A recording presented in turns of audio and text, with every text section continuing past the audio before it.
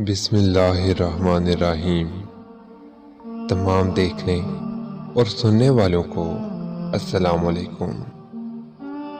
دوستو، جب حضرت نوح علیہ السلام کشتی بنا رہے تھے تو ایک مومنہ بوڑھی عورت روز اللہ کے نبی کے پاس اپنی گٹری لے کر آتی اور کہتی، اے اللہ کے نبی، کب کشتی روانہ ہوگی؟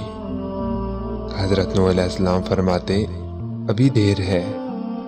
وہ عورت شام تک بیٹھی رہتی اور پھر اٹھ کر چلی جاتی اور اگلے دن پھر آ جاتی۔ ایک دن حضرت نوح علیہ السلام نے فرمایا کہ اے عورت، جب جانا ہوا تو تمہیں بتا دیا جائے گا۔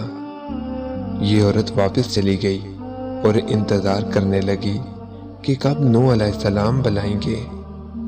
اسی دوران عذاب آ گیا اور کشتی روانہ ہو گئی، لیکن حضرت نوح علیہ السلام نے اس عورت کو نہ بلایا۔ ظاہری طور پر نوح علیہ السلام کو اس کو بلانا بلا دیا گیا۔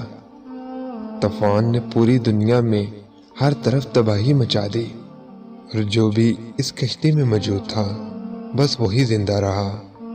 جب طوفان تھم گیا تو ایک دن حضرت نوح علیہ السلام کے دل میں محبت اٹھی کہ شہر کو دیکھوں جہاں سے چلا تھا۔ وہاں آئے اور قریب جا کر دیکھا تو ایک جھونپڑی میں دیا جل رہا تھا۔ حضرت نوح علیہ السلام یہ دیکھ کر چونک گئے کہ روح زمین پر کوئی ایسا گھر بھی ہے کہ اتنا عظیم طوفان آنے کے بعد بھی جس میں چراغ جل رہا ہے۔ انہوں نے وہاں تکبیر بلند کی تو وہ عورت سامان لے کر آ گئی اور کہنے لگی، یا نبی اللہ، کیا کشتی تیار ہے، چلیں؟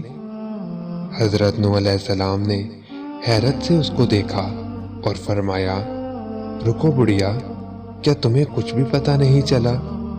وہ کہنے لگی، یا نبی اللہ، کیا نہیں پتہ چلا؟ فرمایا، اتنا بڑا سیلاب آیا، بارش آئی، تمہیں کچھ بھی پتہ نہیں چلا؟ بڑھیا کہنے لگی، یا نبی اللہ، بس ایک دن بادل گرجے تھے اور کچھ ہلکی سی پھوار پڑی تھی۔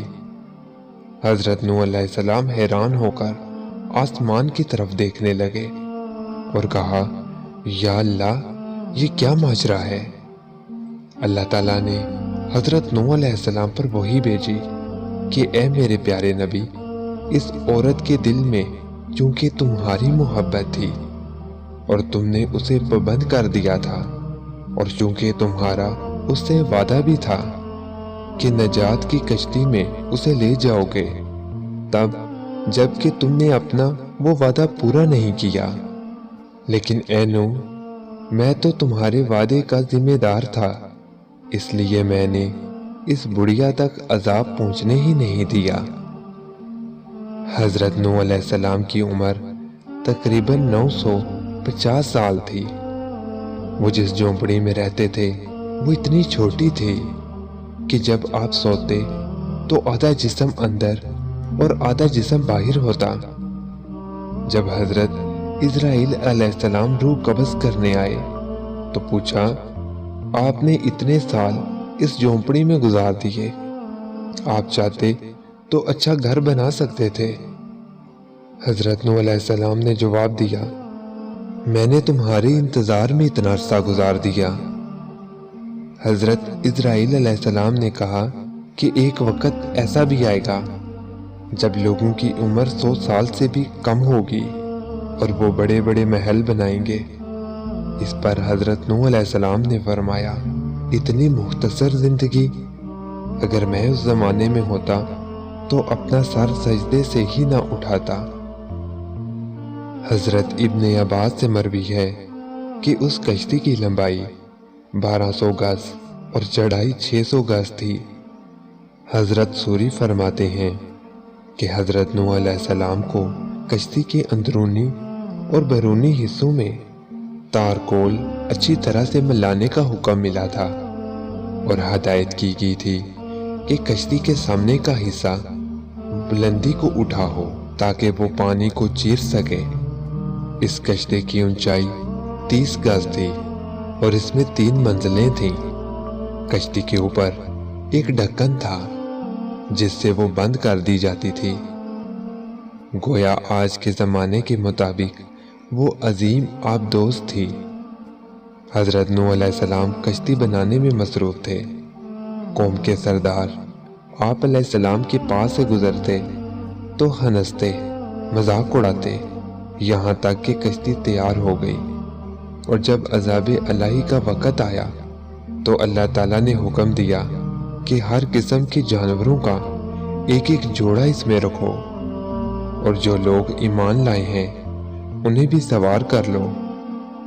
حضرت نوح علیہ السلام نے احکام خدا بندی کے مطابق سب کو سوار کر لیا اور عبادت الہی میں مصروف ہو گئے۔ آخرکار طوفان کے آثار ظاہر ہونے لگے، اور دیکھتے ہی دیکھتے زمین کے ہر گوشے سے پانی ابلنے لگا۔ آسمان سے قیامت خیز بارش ہر شے کو بہا کر لے جانے کے در پہ تھی۔ گویا قیامت کا منظر تھا۔ کشتی طوفان کی پہاڑ جیسی اونچی لہروں پر تیر رہی تھی۔ حضرت نوح علیہ السلام نے اپنے بیٹے کنعان کو دیکھا جو ایک اونچے مقام پر موجود تھا۔ انہوں نے کہا، اے بیٹے، ہمارے ساتھ کشتی میں سوار ہو جا اور کافروں کے ساتھ نہ رہ۔ اس نے کہا، ابا میری فکر نہ کرو، میں ابھی اس سب سے اونچے پہاڑ پر چڑھ جاؤں گا اور پانی سے بچ جاؤں گا۔ حضرت نوح علیہ السلام نے کہا، آج قہر الہی سے کوئی نہیں بچ سکتا۔ اسی ثنا میں ان دونوں کے درمیان پانی کی ایک بڑی لہر حائل ہو گئی اور وہ غرق ہو گیا۔ حضرت نوح علیہ السلام نے اپنے رب سے اپنے بیٹے کی مغفرت اور نجات کے لیے عرض کی، اے پروردگار، تو نے میرے گھر والوں کی بخشش کا وعدہ فرمایا ہے، تو یہ بیٹا بھی گھر والوں میں ہے۔ اللہ تعالیٰ نے فرمایا، اے نوح، وہ تیرے اہل میں سے نہیں ہے کیونکہ اس کے اعمال اچھے نہیں ہیں۔ طوفان نوح میں پانی کی لہریں اس قدر اونچی تھیں کہ انہوں نے روح زمین کے تمام پہاڑوں کو بھی چھپا لیا تھا۔ زمین پر کوئی بھی چیز زندہ سلامت نہ تھی، سب کچھ نیست و نابود ہو چکا تھا۔ صرف حضرت نوح علیہ السلام کی پہاڑ نما کشتی تھی جو اللہ کی مدد سے پانی کی بلند و بالا خوفناک موجوں میں تیرتی پھر رہی تھی۔ حضرت ابن عباس سے روایت ہے کہ کشتی میں 80 اشخاص تھے اور ہر ایک کے ساتھ ان کا کنبہ بھی تھا، اور یہ لوگ کشتی میں تقریباً 150 دن رہے، اور اللہ تعالیٰ نے کشتی کا رخ مکہ مکرمہ کی طرف پھیر دیا تھا۔ کشتی 40 دن بیت اللہ کے گرد چکر لگاتی رہی۔ اس کے بعد اس کا رخ جبل جودی کی طرف پھیر دیا گیا جہاں وہ ٹھہر گئی۔ پھر حضرت نوح علیہ السلام نے اہل زمین کی خبر لینے کے لیے ایک کوے کو بھیجا۔ کوے نے زمین پر مردار دیکھے تو ان پر جھپٹ پڑا اور تاخیر کی، جس کی وجہ سے کبوتر کو بھیجا۔ کبوتر ایک زیتون کے پتے کو لے کر آیا اور اس کے پاؤں کیچڑ میں لتڑے ہوئے تھے، جن کو دیکھ کر حضرت نوح علیہ السلام نے اندازہ لگایا کہ زمین خشک ہو چکی ہے۔ حضرت نوح علیہ السلام جودی پہاڑ سے زمین پر اتر آئے اور ایک بستی تعمیر کی جس کا نام سمنین رکھا، یعنی 80 آدمیوں کی بستی۔ اسی دوران ایک مرتبہ صبح کو اٹھے تو ہر آدمی کی زبان بدل چکی تھی، یعنی 80 زبانیں ہو چکی تھیں۔ لوگ ایک دوسرے کی زبان نہیں سمجھ پا رہے تھے، تو حضرت نوح علیہ السلام ہر ایک کی ترجمانی فرماتے تھے۔ حضرت قتادہ وغیرہ فرماتے ہیں، قوم نوح علیہ السلام کے یہ افراد محرم الحرام کی 10ویں تاریخ کو کشتی سے باہر آئے۔